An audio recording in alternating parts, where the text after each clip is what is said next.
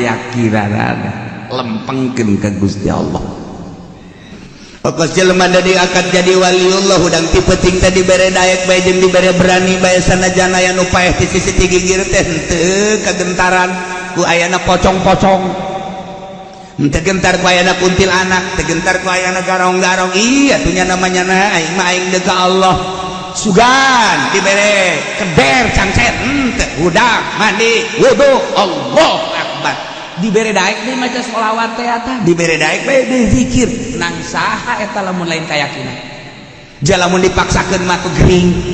Kamari ge anu maksakeun hudang mandi, hudang mandi, hudang mandi. Kuari geus aya diusah deui insan. Kuna dia mabok tahajud. Iya lain teh pitulung Allah ulah sembarangan udah hawa nafsu mah capek kabeh ge. Ya ibadah make fikih mah capek, lamun lain make toriko make pikir batu capek sebab diatur ku pikir, takbir dah diatur, babacaan dah diatur, capek biasa. Tapi lamun geus tak pertengahan ka ditu ngeunah sebab lain dirina perasaan tuh dina ilmu hakikat eta kos kitu. Masyaallah. Billahi minasyaitonir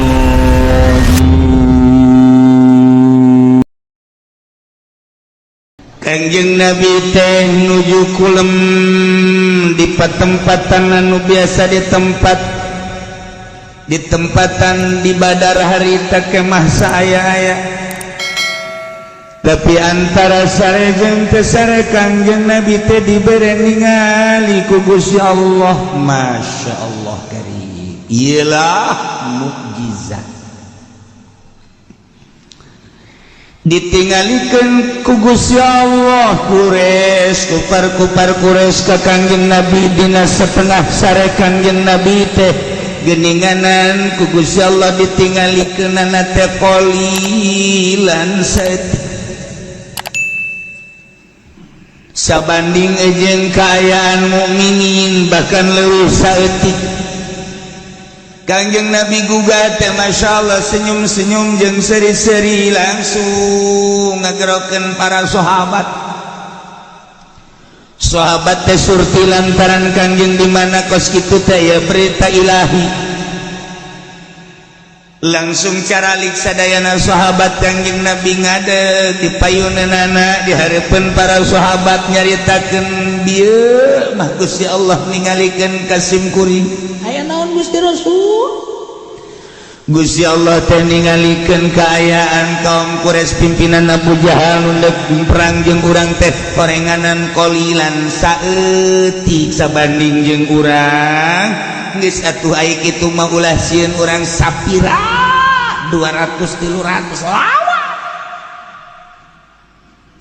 Cak sahabat Kanjeng Nabi teh ka Nabi Rasul ar-ru'ya haqqun lin Nabi. Impian nyata jelas pasti bener ka Nabi. Dengan berita ti Kanjeng Nabi bahwa Quraisy anu bakal perang jeung mukminin. Cuma saeutik kuat ti sabilanganana. Atuh pasuruh sahabat bunga ya 300 sikap ke urang kabeh tanpa senjata 300 habis ke urang dengan penuh keyakinan. Ku Kanjeng Nabi di bejaan saeutik Kanjeng Nabi ngabejaan teh lain sambarangan ngabejaan ternyata ti Gusti Allah. Atuh sahabat nu tatadina sieun berani, nu tatadina borangan sigel, nu tatadina kurang sabar jadi sabar jeung tawakal. Wow, satu suara siap.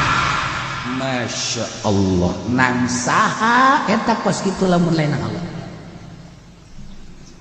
Nang saha. Walau arakahum katsiran lafashiltum wa latanaza'tum fil amr. Lamun dikira-kirakeun Gusti Allah nempokeun ningalikeun ka Kangjeng Nabi tentang serangan-serangan nu bakal nyerang junud-junud tentara kufar Quraisy pimpinan Abu Jahal didelekeun ku Gusti Allah ka Kangjeng katsiran loba atulah pasyiltum maka niscaya sadayeueun borangan aranjeun kabeh Muhammad bahkan wala tanaza'tum pacekcokan perebutan antara berangkat perang terus perang jeung ulah teh meureunanan patarikan ieulah rahasia walakin Allah selamat cuman Allah hendak nyalametkeun aranjeun kabeh dengan cara Allah ulah sok pokar pikir Allah hendak nyalametkeun aranjeun ku cara Allah sakumaha Allah hendak ngayakeun anjeun ku cara Allah hendak nyihatkeun anjeun ku cara Allah hendak ngageringkeun anjeun ku cara Allah kuari Allah hendak nyalametkeun ka anjeun ku cara Allah walakin Allah sallamakum sebab naon innahu alimun bidatis sudur sebab Allah lah nu maha uniga kana isi kandungan hati urang saha nu nyaho iwal ti Gusti Allah kandungan-kandungan isi kolbu rakyat Indonesia andai kata penuh kekhawatiran Allah maha uninga kemudian tina kekhawatiran eta pasti mengadakan rujukan perkumpulan elit politik jeung elit politik deui para hoas jeung para hoas deui para radikal jeung para radikal deui masyarakat jeung masyarakat deui lantaran di jero kolbu bangsa Indonesia aya kekhawatiran tentu ngayakeun musyawarah Allah nu maha uninga dengan gerak itu dan saha gerakna lamun lain Allah ketika Allah dek nyalametkeun bangsana aya bae pitulung sarua jeung ketika Allah dek hancurkeun bangsana sulit untuk ditulung hanya Allah innahu alimun bizatis untung di Indonesia masih keneh loba kiai-kiai nu ikhlas masih keneh loba politisi-politisi anu setengah ikhlas jasa malaya pedagang-pedagang nu ikhlas dermawan-dermawan nu ikhlas dengan etalah bisa teger negara tunggu bantuan Allah lamun Allah dek nyalametkeun gampang walakin Allah sallamatu di antaranya babarieun Gusti Allah ningalikeun ka Kangjeng Nabi rombongan kupar Quraisy kadeleuna saeutik padahal 1000 tapi nu kadele cuma 200-300 bahkan lain sakitu 70 100 Masya Allah kan saeutik jasa tuh andai kata didelekeun loba lompat mukminin loba jasa Quraisy bahkan persiapan geus pohara jasa amunisina ge atuh geus moal kateter perlengkapan kurang daripada bunuh diri balik pasti gitu tetapi Allah dek nyalametkeun kadeleuna saeutika wa idzurikumuhum idz taqaitum fi a'yunikum qalila ieu sebagai mujizat deui ngarah jadi perangna ingat anjeun Muhammad ketika Allah nempokeun ka aranjeun kabeh terhadap kufar Quraisy ayyuhal mu'minun idil taqaitum waktu anjeun paamprok campur dina peperangan dina matana qalilan saeutik sakadar 70-an atawa 100-an padahal eta teh 1000 kadeleuna teh ngan sakadar 70 kadeleuna ngan sakadar 100 nu pertama ditinggalikeun kadeleuna 300 kabelah dieuna 200 kabelah dieuna mah ku Gusti Allah ditinggalikeun teh langsung ka sahabatna tadi mah Kangjeng Nabi kuari mah sahabatna ditinggalikeun ku Gusti Allah rombongan Quraisy teh hanya sekedar 70 kakerot sahabat paling loba 100 anu sieun kabeh sahabat sikat habis musuh Allah sekedar 70 sekedar 100 sekat habis ulah diayak ke dalam dunia bayangkan 1000 tapi kadang 70 mukjizat Gusti Allah dumadak kiai lamun geus kataekan hijib baharna kiai geus kataekan hijib saipina kiai geus kataekan hijib nasorna ketika manehanana aya di lapangan perang leuh jelema 1000 kadeureuna ngan ge 2 ampiluan jeung kadeleuna deui lain gede jelema teh sagede beuri tah lamun urang geus kawirid hizib bahar hizib saif hizib nasor kadeleuna jelema geus sagede beurit geus jadi kakarake lamun gedean ulah langkah perang debatak tunggu komando waliullah lamun lain waliullah liilai kalimatillah kudu ahli Allah. Perang napasna naon ieu? Napasna teh mah perang mah limbah jawara turunkeun. Limbah pabrik mah urusanana. Jawara turunkeun teh mah Gusti langsung ngajakan kiai. Bobolokot teh kiai tungtuna mah. Untung henteu teh kiai bloon teh kiai.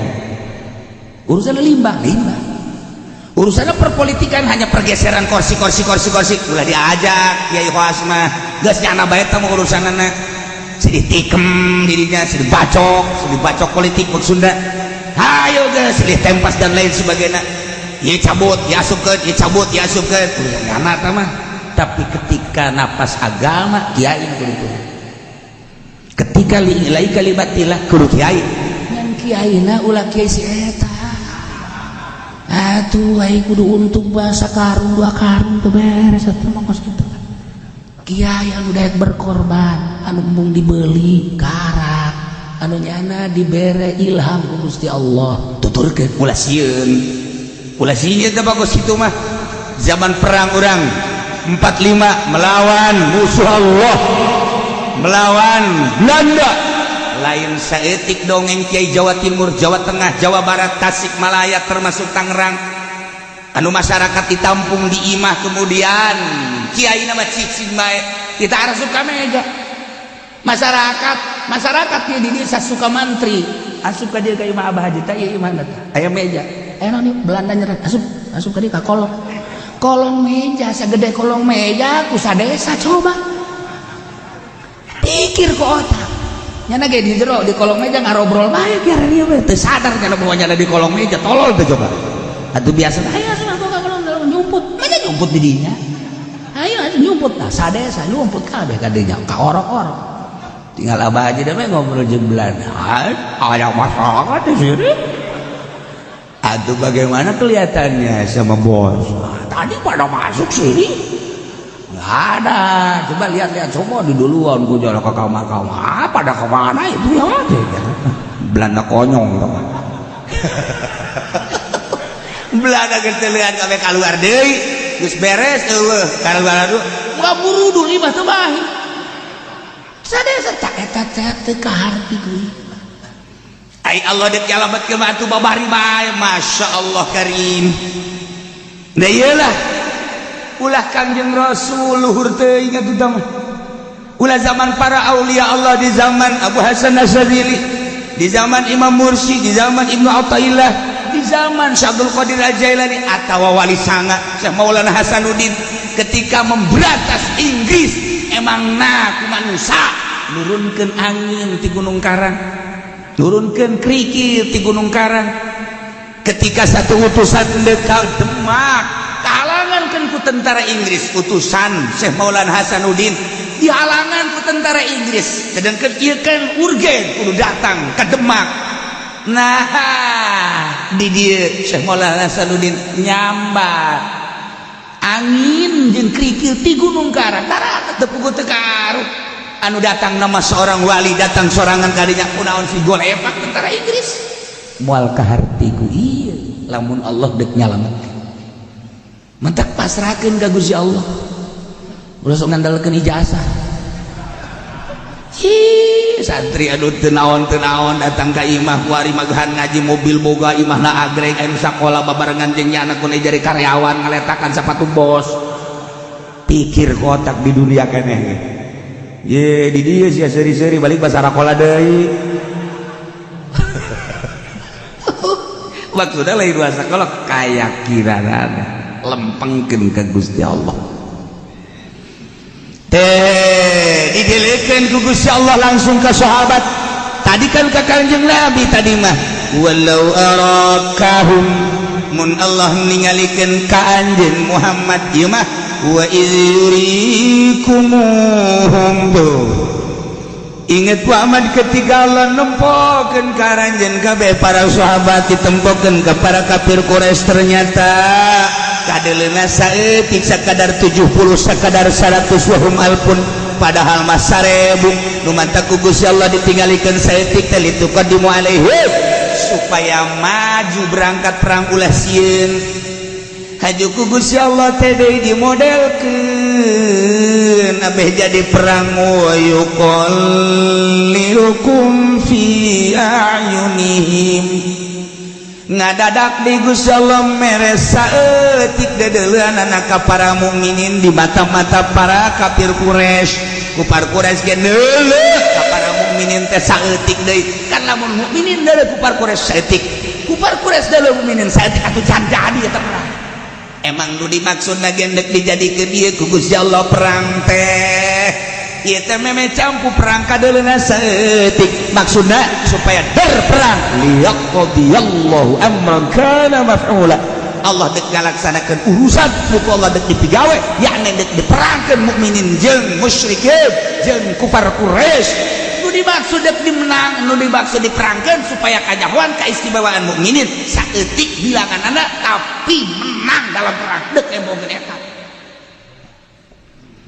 lamun mukmin dek ditembongkeun menang dek ditembongkeun jaya atuh emang nu Allah ieu aya bae ke jalanna sabalikna lamun dek dielehkeun kayakeun kaya ning dina perang Uhud lantaran kabita ku alam dunia atuh di dinya teh tergelincir eleh mukminin matak alkitab siap perang kadang menang kadang kalah tergantung kumaha kayakinanna lain bilangan jeung lain kekuatan tetapi keyakinan ke Gusti Allah dah Allah mere keyakinan ieu teh rahasia Allah dedeleuan sakitu lobana kok disaeutikeun pokos jelema da diangkat jadi waliullah udang ti peuting teh dibere daek bae jeung dibere berani bae sanajan aya nu paeh ti sisi ti gigir teh henteu kagentaran ku ayana pocong-pocong henteu gentar ku ayana kuntilanak teu gentar ku ayana garong-garong iya atuh nya namanya na aing mah aing deuk ka Allah sugan dibere keder cangcet henteu udah mandi wudu Allahu akbar dibere daek deui maca sholawat teh eta dibere daek bae deui zikir nang saha eta lamun lain kayakinan jalamun dipaksakeun mah ku gering kamari ge anu maksakeun hudang mandi kuari geus aya diusah deui insan kuna dia mabok tahajud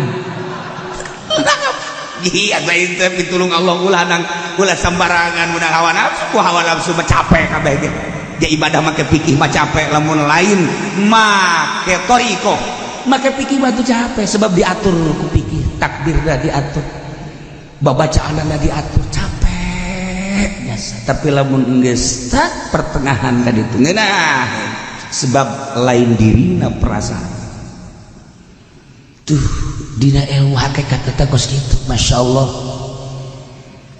Imam Abu Hasan Asyadzili boga murid ngaranna Imam Mursi boga murid ngaranna Ibnu Athaillah Imam Mursi urang Maroko ngan pindah ka Mesir cicingnya di Mesir terus boga pemajikan sanggeus boga pemajikan ngajar ngaji di samping ngaji tauhid fikih istimewa ngaji ilmu hakikat tidinya Imam Mursi inget ka guruna nu aya di Maroko lantaran boga madu asli resepen pisan guru mun ngadahar madu asli resepen teh lain menikmati ingat ka Kangjeng sebab Kangjeng suka pisan ngadahar madu asli maka dikirimkanlah 2 kali ku Imam Mursi peuting nyeun surat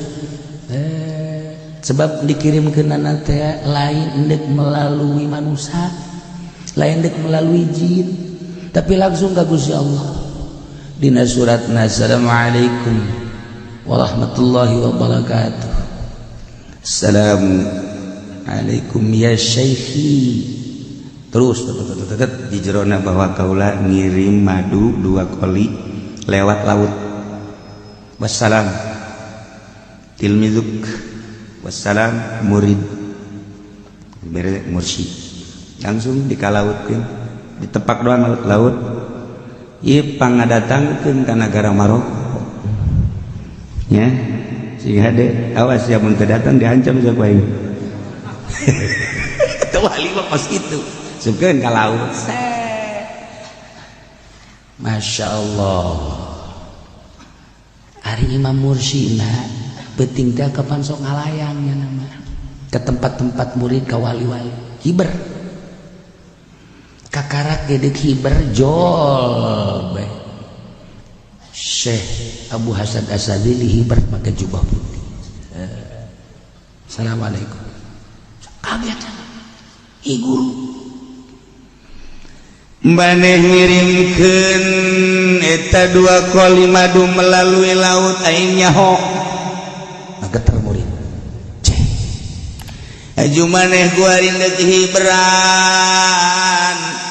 dek ngalayat ka murid-murid perkumpulan di sekitar ieu nu aya di Yordan, nu aya di Mesir, nu aya di Mekah, nu aya di Madinah, nu aya di Yaman. Mursi leutik tama kos kitu. Aing guru sia bisa aing ngadatangkeun sia kuari ti Mesir ka Jabal Qop, di Jabal Qop ka dieu deui bari teu kudu ka manana. Percaya sia kae? Oh, percaya jas. Ieu ulah waka dilakukeun ye kikiriman madu kos kieu ye. Atuh pentingan kene sia bae ka aing gak ditu hiber daripada ka murid-murid sia. Pohoan murid kada poho murid. Ai madu dikirimkeun ka laut ai cenah hiberan tolol teh bae. Tuh. Ai sia teu boga adab.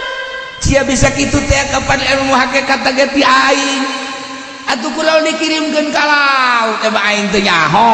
Hampura mah.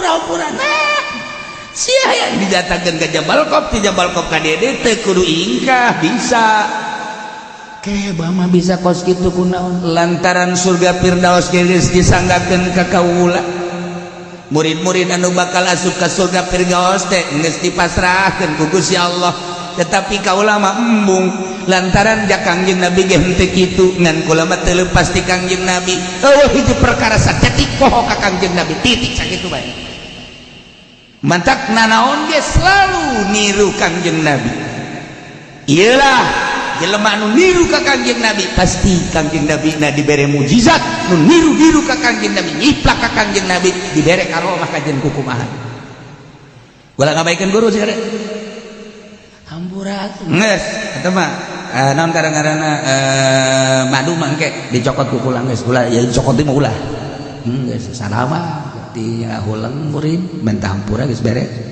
langsung hiber deui Syekh Abu Hasan Asadili langsung di laut aya muncul di mulut Maroko cik Abu Hasan hai madu ngomong sia ngomong barang ngomong teh nyaritakeun keaslian madu jeung henteu nu hiji ieu asli nu hiji teu asli kita bisa ngomong ka madu bisa ngomong kula asli ieu madu ieu nu ieu mah kula mah campur cenah teh tah dibalikeun deui ku si Abu Hasan he madu bebeakeun ka murid sia ka ditu bebeakeun ka nu ngirim sia murid aing bahwa kula teu ditarima lantaran teu asli beakeun nu mah dibawa ka imah barang datang itu Waalaikum salam masuk ayo masuk aduh tuh urang mah assalamualaikum teh paling ge simba urang mah assalamualaikum teh paling ge babaturan paling bahaya nu lagi assalamualaikum biasa tamanggeun nah ieu aduh kula kita balik deui ku guru kula Syekh Abu Hasan Asadili kunaon emang lantaran kula ditanya keaslianana aju kula teu asli Masya Allah karim isin amat nu hiji deui mah asli teu kacampuran alhamdulillah cak muridna nu hiji asli nu hiji henteu dibalikeun deui nyaho nu asli nu henteu pan urang mah kawin ge isi budak bener henteu ya hese urang isi nurut moal ieu ka aing ieu sebenarnya mah aing ai beungeutna mah bogoh sebenarnya ngan ieu Lampung ieu asana nu geus badoh nyeri hate ieu Lampung ieu teh ya padahal ada Lampung ya bae nu bageur 1000 hiji lah tai ilmu kewalian makan gos kitu Masya Allah karim lamun urang nyaritakeun peperangan nu dipimpin ku wali sanga ke iraha deui atuh sarua ketika maju ketika mundur ketika maju ketika mundur sesuaikan izin perintah Allah. Nah itu hari langkah-langkah di Indonesia teh kan keur diopenan lantaran sangat dahsyat kecurigaan pesimis urang geus mengarah alamun peduli kumaha ayalah insyaallah lalaunan untuk menyelamatkan bangsa jeung negara. Ketika Allah nek nyalametkeun aya bae ketika Allah moal nyalametkeun atuh kandas tinggal urang mangadoa mudah-mudahan Indonesia saralamet. Mudah-mudahan bangsa Indonesia saralamet, negarawanana saralamet, jala lujur, ulaya indikator-indikator sehingga orang hirup di Indonesia sakumaha perjanjian karuhun urang merdeka zahiran wa batinan. Tuh kan geuna. Ya orang sadu keur main aku. Masya Allah. Iyalah para aulia Allah. Urang lamun nyaritakeun kagagahan wali, kagagahan ibadah baheulana. Masa si Abu Bakar Siddiq bah saaya sarakaat bisa saquran, 2 rakaat saquran di kumaha muji. Tahajud teh 2 rakaat, sarakaat saquran, sarakaat saquran di kumaha? Di kumaha? Aya deui tadarusna penting saquran beudang saquran. Ayo. Urang mah karyakan digecek-gecek waduh, urang mah Quran tak ka leungit. Teu hayang sabulan sakali ge tamat Quran kumaha di mana Qur'ana meureun lain bulan Ramadan mah rada deureus we waliullah mah kos dararin Sayyidina Abu Bakar Siddiq radhiyallahu anhu aya anu ngirim susu saenggeus dikirim ka Abu Bakar Siddiq lantaran Amirul Mukminin manehanana aju sahabat teh nu ngirimkeunana langsung diinum lek ba'da isya. Setelah diinum lain rarasaan lempek kalazatan tafakur ke Allah leungit. Masyaallah cek si Abu Bakar Siddiq ye masyaallah ke ba'da nginum susu teu kadeuleu Allah nu biasa teu pernah teu kadeuleu Allah teh ku batahat teh ieu mah teu kadeuleu sama sekali. Sahabat di luar seueur nu ngirim susuna aya ke tidinya langsung nangis Sayyidina Abu Bakar Siddiq radhiyallahu an ngadoa ka Gusti Allah nu biasa ngadoa ka Gusti Allah Allah na kadeuleu ieu mah kan henteu langsung tebe-tebe ngadoa kadeuleu jeung teu kadeuleu mah urusan kula pamere Gusti tapi ari urusan Allah mah kan ningalikeun bae ka Gusti ka abdi Gusti nyanggakeun sadaya-daya. Ieu teh ya sabada ngaleueut susu kikiriman sahabat Gusti teu katempo ku abdi. Ayalah nyulusuk ngaranna ilham rahmani asup ka jero qalbu Abu Bakar Siddiq. Colok 3 kali. Beres. Selesai doa kadeuleu ku para sahabat. Langsung colok ka Abu Bakar Siddiq. Diutakkeun. Kalaluar susu kabeh. Aya nu ngalarang Tuhan kan teu meunang. Makanan-makanan kudu dicolok lain deui urusanana. Cek si Abu Bakar Siddiq kepan deui beritana. Kaluarkeun kabeh. Setelah dikaluarkeun kabeh satetes-tetes acan Allah kadeuleu. Kakarak dirinya pidato Abu Bakar Siddiq bagi jelema nu berhikmah hati-hati tina makanan. Dicabut kalazatan ibadah, dicabut kenikmatan zikir tafakur. Ia melalui pencabutan etalah siksa bagi jelema-jelema nu berhikmah. Hati-hati makanan jeung minuman termasuk pakaian. Lantaran jadi gangguan karena kalazatan ibadah ka Gusti Allah. Atupan ku ari mah kiaina ge diberean ku bupati. Malah proposal sabarapun kamaripun. Oh, sekali ngariung 3.000 3 juta minta tambah deui. Eta kan teu beres. Makanan anu as di pamarentah geus moal beres. Cek kula moal yakin moal sebab pajak. Kiai nu sok ngadahar duit ti pamarentah deulekeun datang ka lazat lagi ibadahna moal 100%. Lain sombong 100%. Seluruh waliullah nyaritakeun. Sina Abu Bakar Siddiq bae, Sina Abu Bakar Siddiq tang ngadahar susu pamere orenganan ditanyakan ku Sina Abu Bakar Siddiq, "Ceng, cara kurang, ieu susu nu saha nu abdi?" Haji eta kumaha kok bisa naon karang-karana ngahalangan ki? Wallahu alam cek cenah. Ieu mah embe abdi diperet-peret ku abdi disanggakeun ka tua jasa kitu. Abdi henteu macem-macem. Doa deui ka Gusti Allah, Allah nangis katingali ku Sina Abu Bakar Siddiq minta penjelasan secara hakiki. Gusti, ari ieu susu kunaon bisa kos kitu? Oh embe nanya tuan kajukut batur. Ya Allah ya Rabb, ya Allah ya Rabb, ndek jadi ahli hakikat teh geus lain sambarangan emang kumaha gitu. Badak lamun aya jelema ngaku-ngaku ahli hakikat atawa katempona kurang berhakikat tapi nya gabrus bae duit pemerintah dilebok punyana, duit teu karuhan dilebok punyana, bohong. Tama lain ahli hakikat, hakeko dukun tama Gusti. Masya Allah. Teh, iyalah. Ketika kisah Abu Hasan Asadili diberi informasi ku salah satu muridna, mama hampura murid-murid anu lain mah ku abdi tos dipandu sesuai jeung perintah mama teh. Alhamdulillah aya dina kausulan ka Allah, baik anu ustad maupun anu kiai, anu salalantri pedagang-pedagang ya alhamdulillah loba anu diberekan nikmatan tadarru ibadah ka Gusti Allah.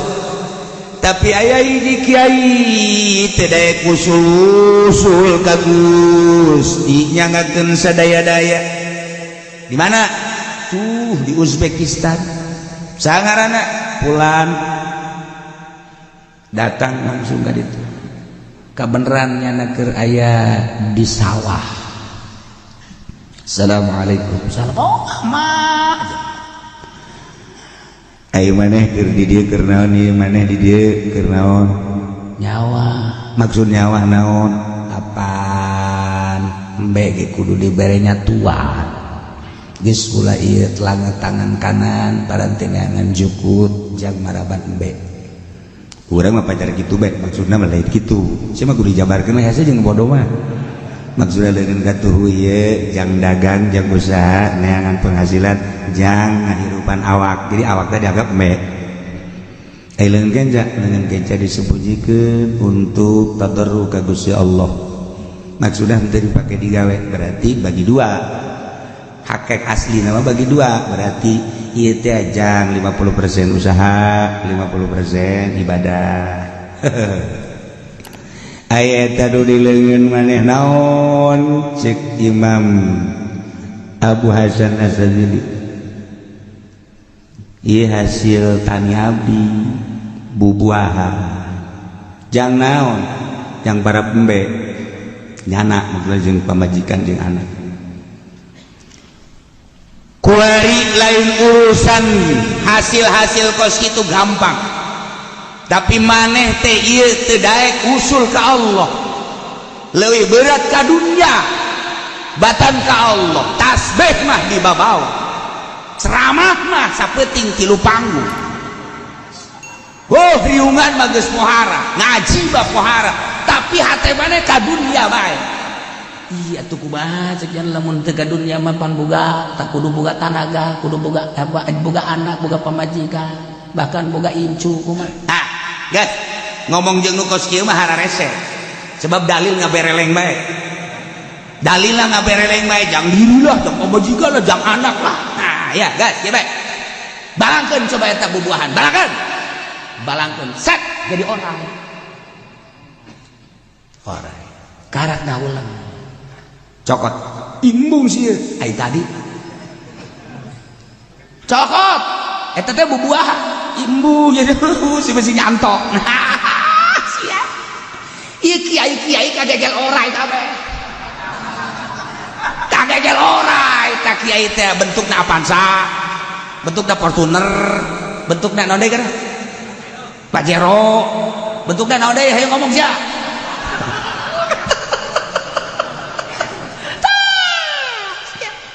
cokot tete cokot tete ore cokot mu yang jadi besi nyantuk gede ore no gede deh jeung calaka apa kieu deure sabun teh calaka apa cokot percaya ieu guru mani cokot ulah sieun sakumaha nyokot Kangjeng Nabi Musa ketika itekna dibalangkeun jadi ore cokot deui cokot huluna hulu aduh hulu dari cengkel jadi anggur deui jadi apel deui jadi segala rupa deui tah ku hari mah terserah maneh hakikatna ieu bubuahan ternyata orai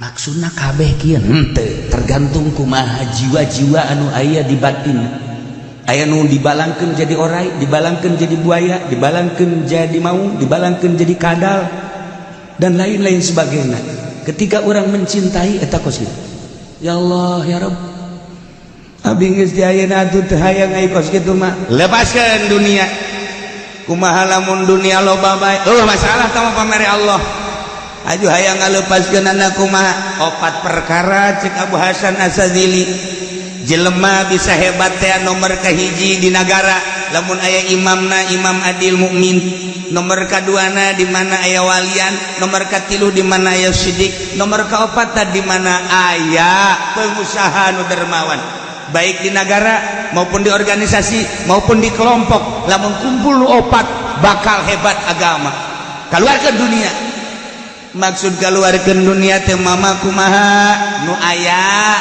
tasarruf nu eueuh ulah jadi pikiran ulah nyaho ka jelema cinta dunia jeung henteu tergantung kumaha geraknya nana lamun geraknya na nu loba dunia daek kaluarkeun jang syiar agama Allah nu eueuh teu dipikiran eta jelema di jero hatena eueuh duniaan sanajan duniana numpuk tapi lamun aya jelema boga duit 1 juta ge ngan sakadar 50.000 bae sodakona eta jelema nya susah nya cinta dunia pan beungeut sia eta kabeh beungeut sia eta kabeh sia teh maksudna kadu dieu eta wa kakuluhum ba eta waliullah majauhan ka jelema nu cinta dunia jeung teu cinta dunia neutina digerak-gerakna jai dunia mah pamere Allah lantaran atuh didatangkeun ge ku Allah teu kumaha atuh usaha haji untung aya nu mere dan lain sebagainya atuh dunia dikumpulkeun ku Gusti Allah teh kapan laisa bidzatiha nu dimaksud laisa maksudan bidzatiha dunia ulah dimaksud zatna tapi ahwal dunia jadikeunlah jamzadan lil mi'ad bekal ka akhirat melalui orang boga dunia bisa ke Mekah melalui boga dunia orang bisa zakat melalui dunia bisa orang sodako fakir miskin melalui dunia orang bisa ngabangun masjid melalui dunia orang bisa ngabangun majlis iyalah laisa maksudan lidzawatiha lain nu dimaksud ku zat dunia tetapi jadikeun sebagai zadan lil mi'ad eta dunia diudag-udag ge dunia teh kurang ai lain wayahna mah atuh leupas nae sanajan cicing bae ge urang dunia bakal loba maloba nu dedeule gerakna cinta dunia jeung teu cinta dunia bukan jeung Rasul maha uninga para sahabat sangat uninga para aulia Allah ge nyaho nah ilah soal-soal mukjizat ilah soal-soal karamah ilah soal-soal maunah ulang menyaritakeun seputar mukjizat Kanjeng Rasul luar biasa atuh mukjizat bae mal kaharti ku akal sebab naon Kanjeng Nabi Ibrahim dibeuleum ku naon kerek di jero seuneu haju tangkal apel tangkal anggur jarang sanes 40 poe teh cak Raja Namrud boga pasti geseng ku naon keur kerek kesangan indah teh masyaallah tatangkalan jararadi bingung Raja Namrud mukjizat ketika Kanjeng Nabi Yunus lantaran aya hawa nafsuan saeutik tanpa bebeja heula menghindar ti kaumna ti Ninawi maka nyana disiksa ku Gusti Allah secara zahir dibalangkeun ka laut asup ka jero beuteung laut tapi justru di jero beuteung nempo Allah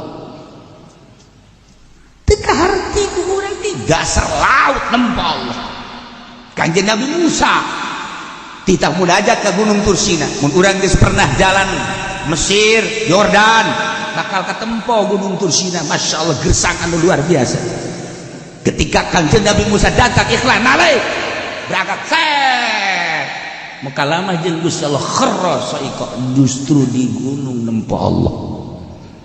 Kanjeng Nabi Yusuf secara zahir dianiaya tetapi ketika diasupkeun ka sumur baseuh di jero cai henteu bisa napas sangat luar biasa cicing di luhur batu justru kapanggih jeung Allah di jero sumur mantap ulah kaget lamun kadeulina secara zahir keur dihinakeun buat teuing aya dina kabahagiaan buat teuing keur kabeneran keur hina jasa orenganan keur aya dina kasukaan jeung Allah sebab kos gitulah para waliullah bahasa Nazadili dek ziarah ka guruna sanggeus ziarah hayang marilu kabeh sanggeusna hayang marilu teu bisa katahan milu aya beureung bangsa sekitar 50-an mamilu begitu datang ka makom aduh jika bahasan ieu ziarah teu beres ya lantaran aya jamaah-jamaah anu sangat cinta dunia.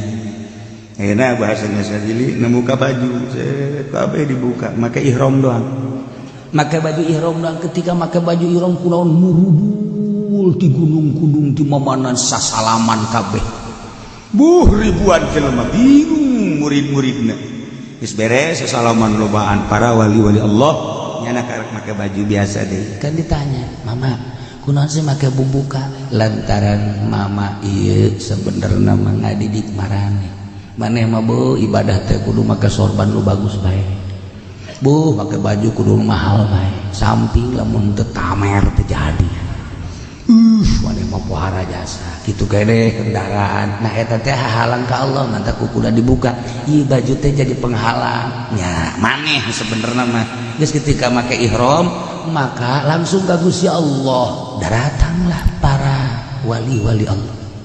Tuh urang makan kudu make jas bae. Mun teu make jas eta kurang pede. Aduh, masyaallah. Ya ecek-ecek tah jelema kos kitu kan.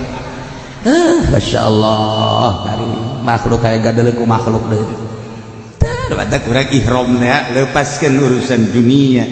Ya Allah, ya Rabb cara-cara ibadah ka Gusti Allah mantap para waliullah lamun ti peuting kadang-kadang nya nama make kaos ibadah ka Gusti Allah beda jeung pikir mah bersyukur make baju nu bagus lantaran dibere nikmat ku Gusti Allah tapi lamun kagak bawa ka jero hate teu keur tahiyat ge bagus mah teu baju mahal gara ieu baju manya ibadah kos kitu bekas make baju nu pangjorena kaos nu pangjorena loba nu make ihram bae ti penting waliullah urang lamun ka Habib Lutfi ka ditu nya make urang mah di dieu make jas make samping bagus nya make kaos aja samping nggak sebelah tuh hari nu di jarahan kurang sebelah bajuna ai urang gagah jasa horenganan ai hatena mana jeung Allah ai urang mah jeung artis atuh pan tololan urang nya seuri bae nya teu make kopeh-kopeh aca urang mah udang-udang kodep sewaktu-waktu seperti kitu eta teh ya maksudna gadidi ka urang.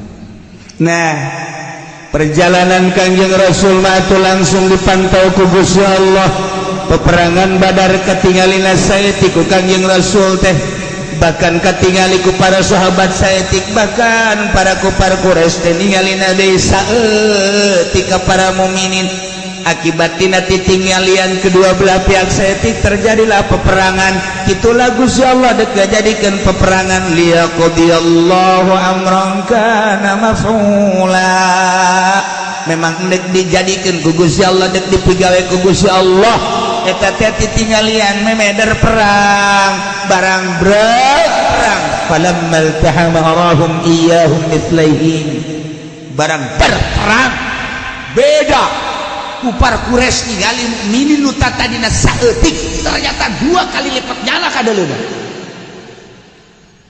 Ieu dikitukeun ku Gusti Allah 2 kali lipat nyana mawa 1000 tingalian kufar Quraisy mukminin teh aya 2000 2 kali lipat nyana. Kan gimbir. Wah, lobaan amat padahal mah malaikat tarurun ti langit. Ngebantu prajurit-prajurit Badar.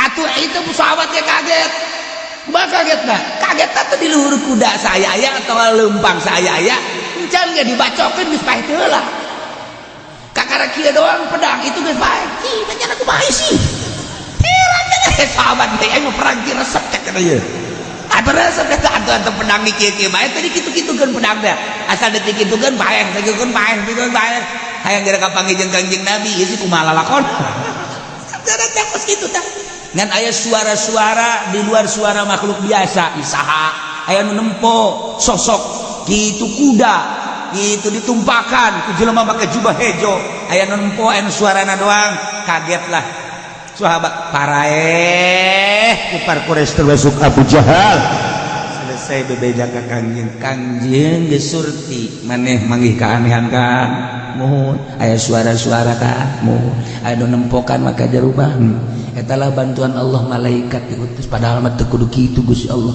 urang bae dijieun gagah tetapi kos kitulah sunnatullah Allah dek nyalametkeun ka urang maka Allah lah anu bertindak geus Allah dek nyalametkeun urang babarieun Gusti Allah musuh kadeuleunan saeutik urang kadeuleunan saeutik ketika der musuh neuleuh urang teh lobaan atuh der bae tah ieu lah rahasia dibalik rahasia nu urang teu bisa mukakeun hanya Gusti Allah nu boga mantap wa ilallahi turja'ul umur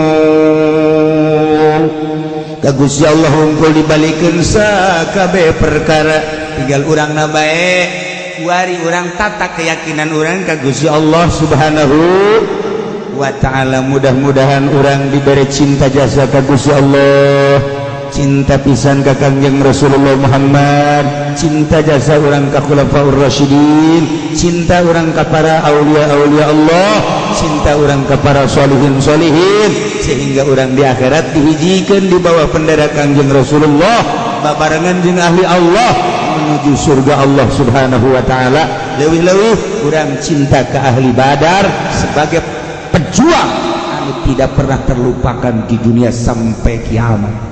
Wallahu a'lam. Billahi minasyaitonir rajim. Bismillahirrahmanirrahim. Babu ma dzikra.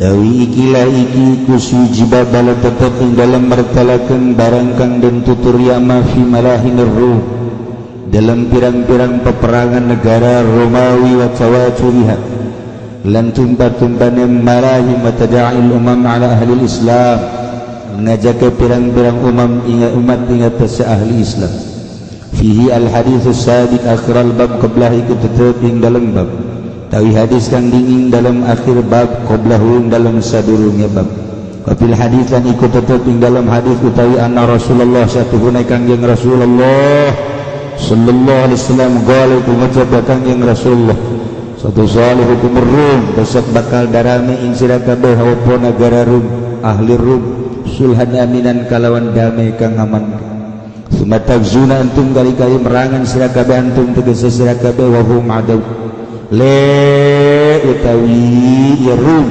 iku ngamusuhan ya Rum abun sorun maka den tulung sira kabeh tugnamun lan den jarahi sira kabeh dan den untungaken sira kabeh tus lamun lan den salabatkeun sira kabeh sumatan salipuna kari-kari mega sira kabeh hadatan zilu bala maranggon sira kabeh nabarahin di taluli ing dalam padang kang anduene luhur yarfa'u rajul maka ngangkatkeun sepong lanang baina ahli salib as-saliba dalam antarane ahli salib ing salib ya gulu maka ngucap rajul bilibas salib wis dan lidih apa salib yagdabu rajulun minal muslimin maka bendu sepong lanang kang saking muslimin fayaqumu maka ngadeg rajulun minal muslimin ilaihi maring ar-rajul fayadba'uhu maka nolak ya ar-rajul ing ar-rajul baina ahli salib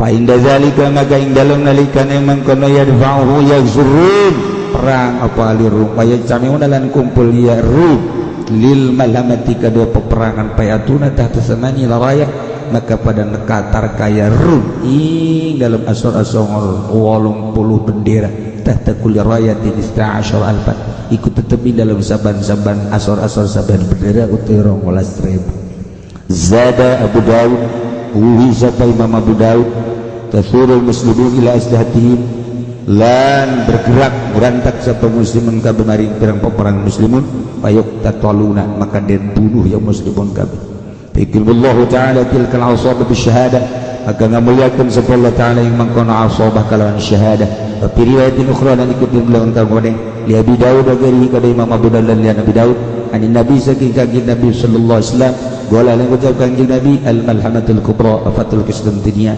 utawi peperangan kang gede lan den bukakeun den bongkar Konstantinia khuruji dajjal lan metu dajjal fi sab'ati asyhur iku tetep ing dalam 7 pirang-pirang bulan wa fi riwayat Ibnu Majah dan iku dal riwayat ka Ibnu Majah wa Tirmidzi bainal malham wa fatil Madinah itu ikut tetap dalam antara perang dan bongkar Madinah situ sini indutena 6 pirang tahun wa khuruj dajjal bisabi halan betune dajjal ing dalam tahun kang kaping 7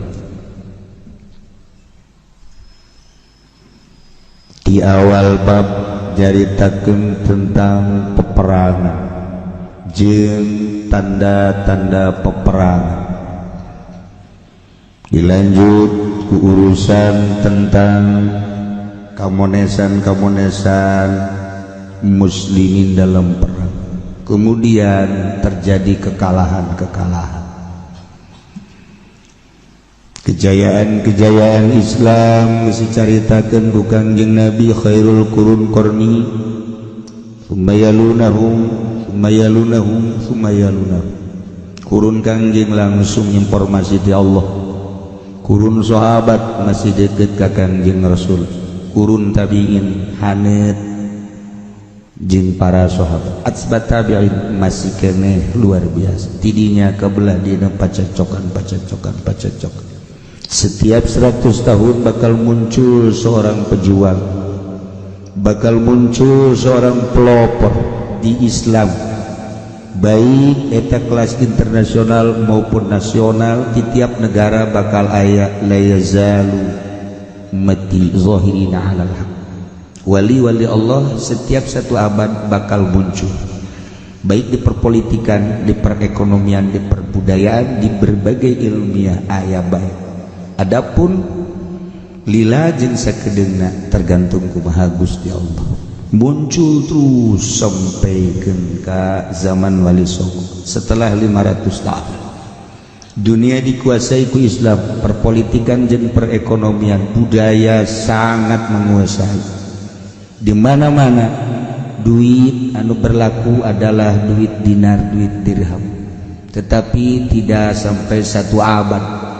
Kristen menyerang kembali per detik ieu encan menyat deui Islam aya muncul coba sekedar muncul aya muncul coba sekedar muncul teu kaget bagi kiai-kiai nu sok macaan tafsir teu kaget kiai-kiai nu sok macaan hadis teu kaget kiai-kiai nu sok macaan sejarah lantaran setiap kejadian horeng geus dicaritakeun ku Kangjeng Nabi urang Kangjeng Nabi Muhammad sallallahu alaihi wasallam nu kaliwat ialah mukjizat Kangjeng mere informasi ti Kangjeng datang ka Kangjeng Nabi Adam samemeh Kangjeng diinformasi samemeh Kangjeng aya apaleun Kangjeng datang ka penciptaan pembuatan Kangjeng Nabi Adam dicaritakeun ku Kangjeng di zaman Kangjeng geus puguh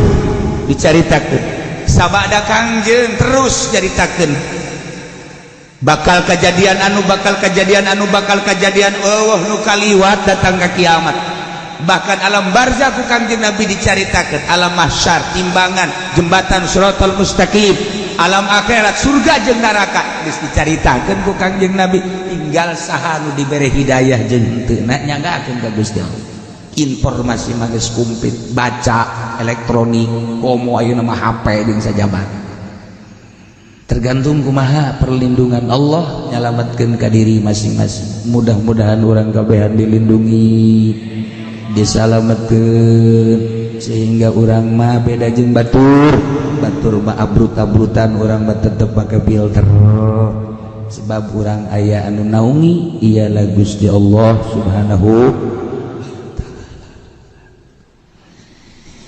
ieu babrek jaritakeun kejadian negara Rum, peperangan Romawi jeung tawaturna ngajak umat atas ahli Islam. Fil hadis as-sabiq akhir al-bab qablah masih patali. Dina hadis ieu aya kecapan anna Rasulullah sayyana kangjeng Rasulullah sallallahu alaihi wasallam nyarios ieu satu solihukum rum sulhan aminan. Orang Romawi kekentongna Kristen Rum anu kuari peradabanana pohara Roma, Mekah negara Islam, Roma negara Kristen. Seluruh Injil, Taurat, Zabur aya di Roma. Apaleun nya bahwa Zabur, Taurat, Injil telah disalin oleh Al-Quran, tetapi nyana melihat sebelah mata, bantak loba anu arasup Islam ketika membaca Injil asli, Taurat asli. Benediktus ge asup Islam, termasuk Pauli masih cuman terjelas.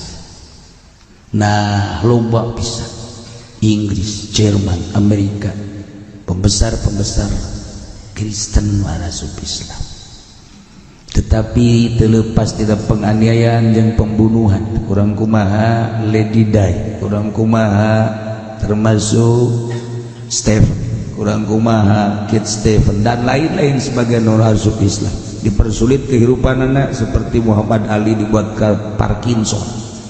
Kemudian penyanyi nu ternama nu sok ancul-anculan teh Michael Jackson sama.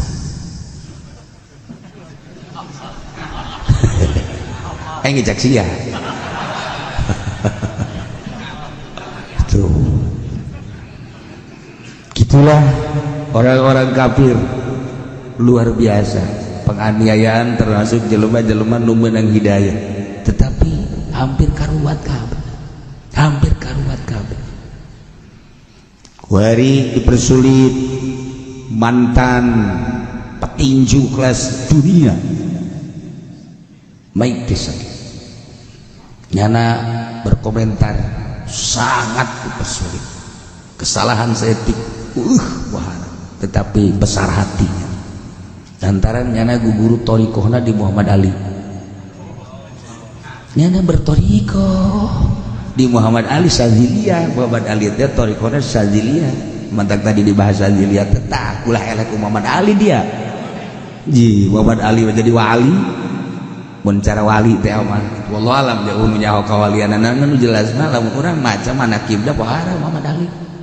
Perjuangan Islam di Amerika teh lain lalagaan. Setelah nyana bertorikoh Saziliyah boga murid eta lah Michael Jackson Mike Tyson mantak nyana wasiat nyana mun kula dikuburkeun nu nguburkeunana murid kula nu ngaran Mike Tyson atuh dikuburkeun urang mah secara zahir kan biasa bae horenganan Mike Tyson teh geus bisa hiber namun naik kapal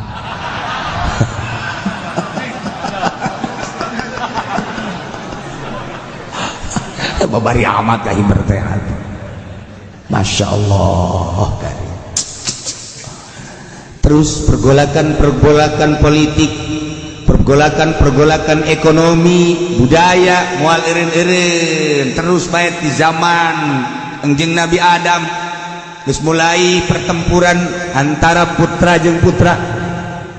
Terus di zaman kangjeng Nabi Idris diangkat kangjeng Nabi Idris, kangjeng Nabi Nuh disiksa umatna, kurang sisa-sisa penyiksaan kaum kangjeng Nabi Nuh. Alhamdulillah ambalayah deui. Setiap Nabi diturunkan penyiksaan terhadap Nabi jeung umat pohara. Paling dahsyat kangjeng Nabi Musa alaihi salam.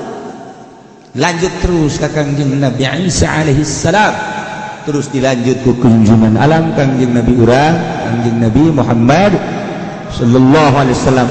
Dahsyat-dahsyatna penginjil di Mekah, penginjil di berbagai negara.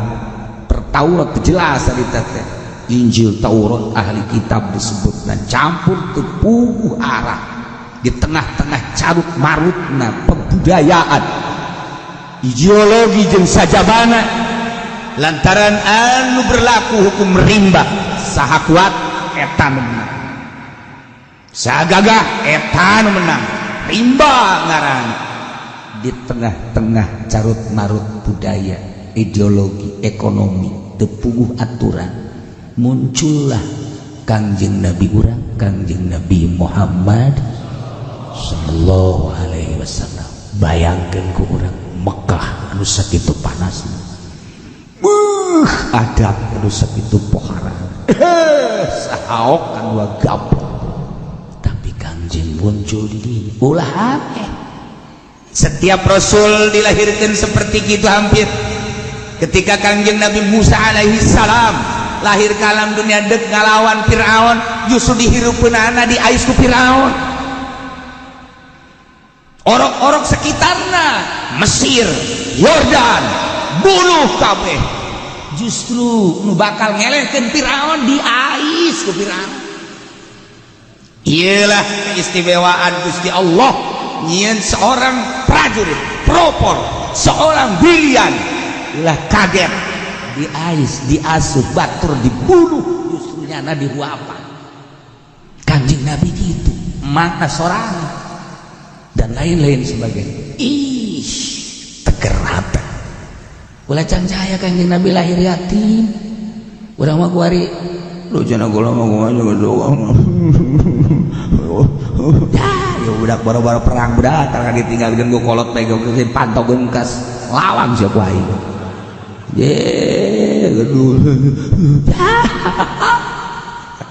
Kok malam naik kiai leungit motor aja cari ya. Nges. Men tadi ka ditu ka Zaki. Ulah cari ulah ngeluh perjuangan terus.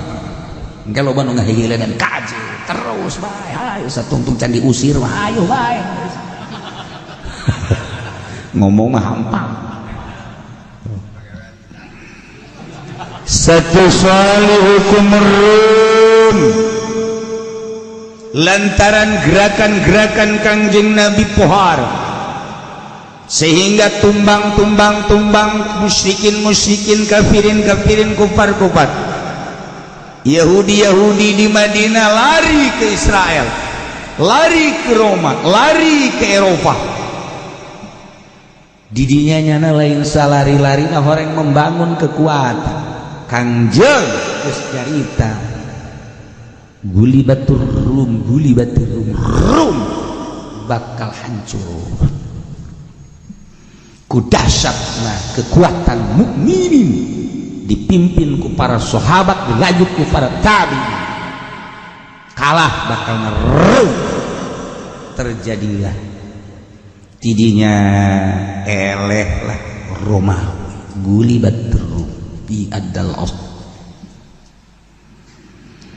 tidinya bakal terus ngayakeun perdamaian eta sakadang rum. Ahli-ahli Romawi teh minta perlindungan kaum mukminin, minta perdamaian supaya disalamatkeun sulhan aminan ulah datang ka dihancurkeun dihabiskeun. Atuh terus alhamdulillah mukminin mah piawai leuleuy nu penting mah ulah aya gerakan-gerakan nyerang ka mukminin kafir teh.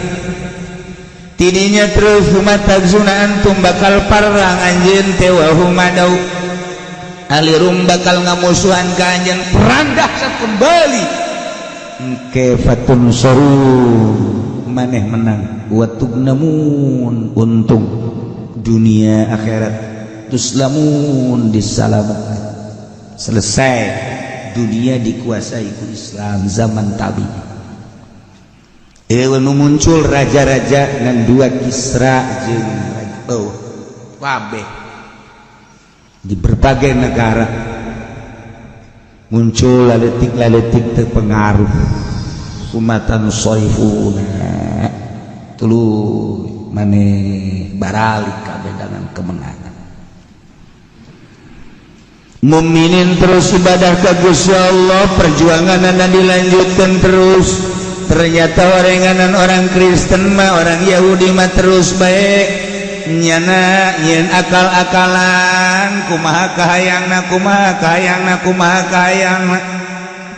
akhirna mukminin teh loba nu lalepas tina nyekelan kakuatan perjanjian Al-Qur'anul Karim kabongbroy ku kamewahan aya anu dicicingkeun dina kedudukan, aya anu dibere dunia kumaha kahayangna diloloh ku orang Rum hayang kakayaan tah hayang kakawasan tah dibere diajak kerjasama akhirna atuh manehna aya kalonggaran kuari manggeus bergaining antara Islam jeung kafir zaman eta.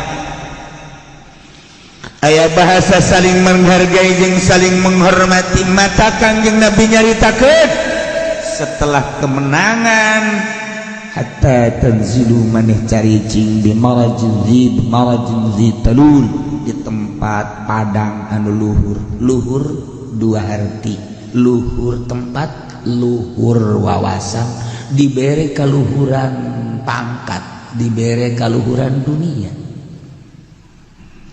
ngahijilah nyana teh boga rasa janasa aing teh hebat kuari mah boga kedudukan bahasa bibirna mah ieu teh jang berjuang aing boga kedudukan jang memperjuangkeun lamun henteu kitu mah engke bakal nana nakal aing boga dunia jang berjuang hayu be terus kos kuari be kiai dibere ku harita nu jang berjuang moal beres agama dibere ku musuh moal beres blon tadi kos dawuh deui bae pengusaha Islam mani luluh baju cium tangan deh cium tangan Masya Allah kamari orang ka ibu orang sarereha cium tangan geus babari teman istighfarana gampang ibu doli ge geus istighfar bae teh lamun naik deui mah tuh tuh nah terus dibere ya karim tidinya ngarasa boga angin deui Kristen teh Yahudi teh atuh payar pawur rajul baina ahli salib seorang lalaki teh ngangkatkeun salib deui diangkat Kristen bisa ngangkat salib deui anu tadina salib tumbang tidak ada persaliban di dunia gereja mana bae boro-boro di daerah-daerah rumna ge umbang salib teh salib sama sekali lantaran Islam kabongbroy dibere ieu daek dibere itu daek dibere ieu daek dibere itu daek nyana merasa aman sebab pengamananana eta lalu disumbang punya anak salib naik deui Masya Allah karim yarfa'us rajul baina al-salib was-salib payaqulu cek manehanana gulibas salib hei salib geus hancur ulah ditaekeun nyana ngomong geus kitu aya nu ngomong deui jelema jahe salib ulah ditaekeun awas geus hancur salib mah tetapi payaqulu rajulun minal muslimin seorang lalaki ti golongan muslimin nu kabere anu kasumbang nyana payakumu naik nangtung payat pauhu cek nyana teh ulah coba-coba urang hirup teh ulah sok sangeunah-ngeunah urang bae urang kerjasama atuh nyana-nyana urang-urang geus kabere mah kos kitu teu bisa ngomong cau Masya Allah karim iya orenganan lalakona kos kieu atuh komo kuari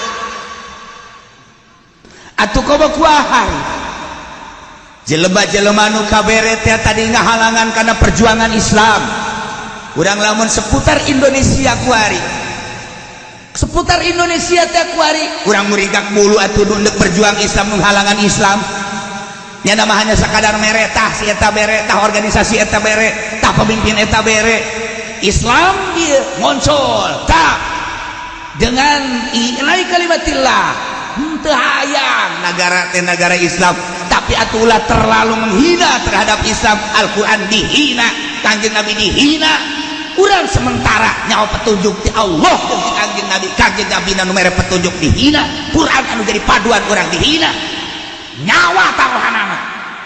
Ketika orang berangkat lain dengan naon, hanya jangan menghina Al-Quranul Karim. Nu ngahalanganana si eta, nu ngaulah-ulahna ge si eta boga pondok pasantren, boga majelis ta'lim, boga majelis ta'lim, boga pondok pesantren mudirun. Anu ngahalanganana, masya Allah Karim. Satu sisi orang hayang berjuang teh lain deuk naon terlalu menghina peradaban Indonesia mah lain kos itu. Masa sih ngomong sangeunah-ngeunah apa itu Habib ngapain dia diam di situ pulanglah ke Arab aing kadadengkeun bae ku ceuli aing katumikeun aing baliklah sia ke Arab ji atuh sia ge urang RRC modal balik sia ka ditu pan eta urang lamun dilayanan jadilah gelut. Tetapi orang minta ke Gusti Allah supaya tidak ada huru hara, tetapi ieu sungutnyana supaya kakunci bila perlu setruk. Tuh sia masuk ka leuwih yang aminana dasar sia mah hasud. Lain aing mah lain kos itu mancing sia aing mah. Mudah-mudahan diberi hidayah ya Allah. Innaka la tahdi sanyana anjeunna teu meunang pituduh ya Allah. Ihdi qalbah ya Allah. Bere petunjuk ya Allah, minimal sumutna ngomongnya nak saya kan muridnya Gus Dur atau Gus Dur mah Islam wali sia hanya murid kafir ye sok sangeunah-ngeunah ini dari Gus Dur mah muslim sia lamun sia dari Gus Dur Islam atuh sia cabok wae sia tutungtung nama aing nyabok deui Iya emang nuker marahin di luhur teh presiden, nuker marahin di luhur teh wakilna, nuker marahin di luhur menteri-menterina, nuker marahin di luhur MPR-na, nuker marahin di luhur DPR pusatna, nuker marahin di luhur gubernurna, bupatina. Emang orang sebagai rakyat teh nonton teh neulekeun kitu. Kaluar teh ti aturan Pancasila, kaluar henteu tina NKRI, kaluar henteu tina aturan-aturan budaya Islam. Awas ya. Parangsana. Eta kos kitu. Ibu pertiwi lain miliknya anak. Nu urang kabehan kudu dipertahankeun ku urang. Polisi nyebutkeun awas jangan keluar ke NKRI, TNI kalau ngomong awas jangan keluar dari TNI. Pemerintah gitu dari NKRI, pemerintah gitu kene. Ini udah keluar dari NKRI. Pengusaha gitu kene kunaon perebut NKRI garoblok. Atuh jaya aturanna NKRI mah. Atau kunaon diperebut itu sudah keluar dari NKRI, ini udah keluar disatukan polisi asal Pak NKRI na kubu korupsi ngalulu buku di jalan ke masyarakat asal aya polisi bisa geter bae tanda teh jujur berarti nyana asal jangan naik motor polisi bae balik deui lah kurang ada rumit berarti tanda teh jujur jo okos kiai datang lah hayang kiai eta mah Habib datang dah hayang emang berarti teh jujur. Jalamun Habib jujur kiai jujur mah harayangin jelema kadatanganna. Ketika teu hayang jujur berarti tinggal kitu bae urang nyalah-nyalahkeun sasaha. Atuh perasaan. Masyaallah Karim tah. Lamun geus kos kitu berarti kadatangan pengacara teh pang-blu-blu dah. Hakim kobo. Ada kayak hakim anu tobat di abah baheula lantaran nyanda jadi hakim, sageus jadi hakim moal bejakeun sasahana gendut beuteungna gendut di Jakarta. Gendut beuteungna. Geus bisa diobatan ka mana-mana. Akhirnya abah diondang dari itu kurang leutik kene. Tuh biasa abah mah teu bisa nanaon ieu. Kita dicekel embung cak abah besi tepa. Aduh, ada seri lain. Dibere cai bae. Cai terus baca hadiah alhamdulillah lah cageun salamet ka dieu 7 turunan kula dibere hayang jadi hakim anak kula incu kula deuk tobat Gusti Allah nyana nyaritakeun kahirupan hakim halangna eta mah salah sahiji hakim di Jakarta anu tobat urang Medan Medan Campung Lampung. Nah ieu keur carita atuh aya bae nu jujur mah polisi ge loba anu jujur nu tasawuf ge aya polisi ten pusi mah aing ngayakeun sageus eueuh peulah bae menghukumi sendiri blon sia je eta polisi tidur tasawuf eta ih sok sabarangan niat daya kene jatuh pemerintah ge aya sarua bae lah aya nu henteu-henteu mah aya tinggal urang nuturkeun nu rada bae murada. Nah ieu keur lalakon ucapan Kangjeng Nabi urang Kangjeng Nabi Muhammad sallallahu alaihi wasallam ketika satu kelompok Islam berjuang untuk menurunkan salib, ternyata dari salah satu muslimin mukminin bahkan berkelompok melarang sebab ngana geus kabere kabombroy kitulah yagzurru fa inda zalik. Ketika terjadi penolakan seperti itu Rum kembali memerangi Islam wa yatabi'una kumpul lil malhamati untuk peperangan fayatuna tahta sabani raraya nyana berangkat lain sarum-rumna tetapi di bawah 80 bendera berarti multi dengan bendera kos kuari percis sakumaha nu dicaritakeun ku Kangjeng Nabi. Amerika bergerak, Inggris, Jerman, Belanda, Prancis multi di jerona Inggris kabogaan anak buah A B C D itu kayak Belanda A B C D dihitung leuwih ti 80 berarti seluruhnya ikut ke Amerika hanya untuk memerangi Baghdad, hanya untuk memerangi Syria, hanya untuk memerangi menumbangkan Turki Utsmaniyah. Seperti eta Allah geus dicaritakeun ku Kangjeng Nabi. Masya Allah karim ulah kaget ieu ceritaan Kangjeng Nabi la yantiqu anil hawa in huwa illa wahyun wahyu ti Gusti Allah. Berangkat nyana dengan multi otomatis atau peperangan kajian kumaha ge kullu rayatin istashar alfan setiap bendera 12.000 sementara ayat 80 bendera 80 kali 12.000 ieu keur carita Kangjeng Nabi pohara moal menang mukmin ngalawan kafir dahsyatna luar biasa. Zada Abu Daud tafurul muslimun ila istihatin berangkatlah bergerak muslimun apapun yang terjadi untuk melawan melalui persenjataan anak bayak katilu peranglah nyana otomatis terbunuhlah muslim. Berapa ribu yang terbunuh di Irak, berapa ribu yang terbunuh di Syria, berapa ribu yang terbunuh di Yaman. Ieu kakarak saat ieu encan urang mencarita memeh urang menceritakeun memeh ieu kula dicaritakeun zaman Kennedy terus kebelah dieuna zaman dan lain-lain sebagai bisa memeh peperangan terus teu eureun-eureun tetapi mukmin setelah wali songo ka dieuna teu pernah menang lantaran urang kabombroy ku pamere. Lamun kiai geus daek dibere ku Kristen, lamun kiai geus daek dibere ku Yahudi, organisasi disumbang ku Kristen, organisasi disumbang ku Yahudi, di mana bisa menang atuh? Di manaan? Urang tadi bae geus Sina Abu Bakar Siddiq dibere susu, kemudian nu biasa ningali ka Gusti Allah, padahal cek Sayyidina Abu Bakar Siddiq urang teu nyaho. Nu merena ge teu nyaho kahalangan Gusti Allahna.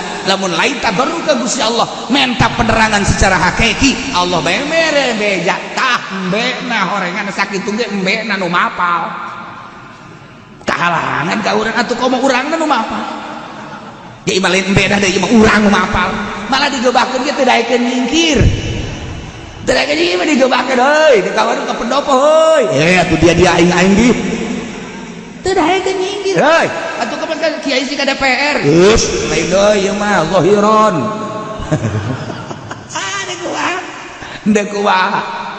Ndeu kumaha luhurna janyana nu nentangan kana perjuangan Islam. Kuari HTI nu can jelas-jelas kekalahan kesalahanana geus dihapus. FPI biasa diambang pintu can jelas kesalahanana naon coba tapi NU mah nu geus jelas-jelas perjuangan saat ieu maksudna kapan aman-aman baik. Iya kan kumaha di Indonesia aya naon sih di Indonesia sementara isu-isu PKI kok diantep bae sih malah anu ngaisukeun ada di penjara encan diadili. Ieu cak urang kumaha ieu kula mah pan bodoh urang makan bodoh kok jadi kos kitu sih. Nah mulai berangkat tidinya ngadoa ka Gusti Allah hanya Gusti lah anu mere penerangan hanya Gusti nu bakal ngamankeun ya Allah abdi mah hina abdi mah buta abdi mah bodoh tetapi di pandangan mata kok banyak ketimpangan anu triliunan rupiah iya KTP aman-aman saja kemarin maling sepeda irung pindah jadi katukang tadi dia kumaha lalakona anu triliunan anu miliaran Masya Allah aman-aman baik bisa kakapalan ka ditu bisa dahar di Singapura di Perancis di mana anu maling sepatu ceuli pindah dia kumaha coba ini negara naon di negara urang nah tetapi kan orang tuh bisa sakitu nyanggakeun ka Gusti di tengah-tengah kazaliman umat kazaliman negara kazaliman bangsa berenangan dia teh ku zalimna kiai termasuk abdi meureun termasuk salah satu jelema nu zalim Gusti tuduhkeun ulah sampikeun ka disiksa ulah sampikeun ka dihancurkeun Gusti mah maha kawasa lelempangan Habib Lutfi lempang Habib Umar lempang Habib Rizik lempang Tato lempang Tato Tatito itu siapa aing salah setik bagi antum Masya Allah para jasa to lempang Gatot lempang SBY lempang mulai berangkat anu boga Nasdem saha kalau kamari geus dicukur janggotna kalau geus frustasinya nah siapa pacar beneran bae di dieu anu kos palo dicukur siapa otakna pendek biasa aja di pondok di dieu ge aya anu kos palo nah kemudian atuh ayeuna Prabowo nah ieu keur mulai kuari bagaimana Indonesia bagaimana bangsa bagaimana umat dan bagaimana negara harus ada yang dimenangkan harus ada yang dikalahkan dan ini urusan kita rakyat jangan sampai dibawa-bawa nu mantak TNI luar biasa colek kiai colek rakyat saya yang berhadapan dengan yang mencolek ku sakitu bae ge pan urang ngeunah kakarak sakitu bae kita ngomong asa heueuh padahal nyaho teuing ku sakitu bae berarti tanggung jawabna kan gede nah ieu kan aya hawa deui oh berarti gorenganan keur main di jerona keur main mudah-mudahan polisi ulah aya dendam kesumat ulah aya pemikiran anu jahat TNI ulah sawenang-wenang bersatu babarengan di jerona engke aya walian aya kiaian opat perkara sakumaha tadi imam mukmin anu adil aya walian jang ngatur-ngatur secara ruhani aya sikikin nu bebeneran aya jelema anu sugih yang menopang segala kebutuhan-kebutuhan opat perkara eta lamun aya di negara selesai negara nah urang makan teu nyaho kuari tenang engke muncul deui tenang engke muncul deui tah ieu lah kaayaan Indonesia geus urang mah nu ngaji mah ngaji bae nu salat teh tenang bae heulanan hayuh bae aya nu ngurusan saya mah mikiran ngurusan henteu mikiran bae mah itu bagi-bagi lu urusan urang kayak lamun di tita demo karang siap karang kemana pabrik gempur limbah ambil Insya Allah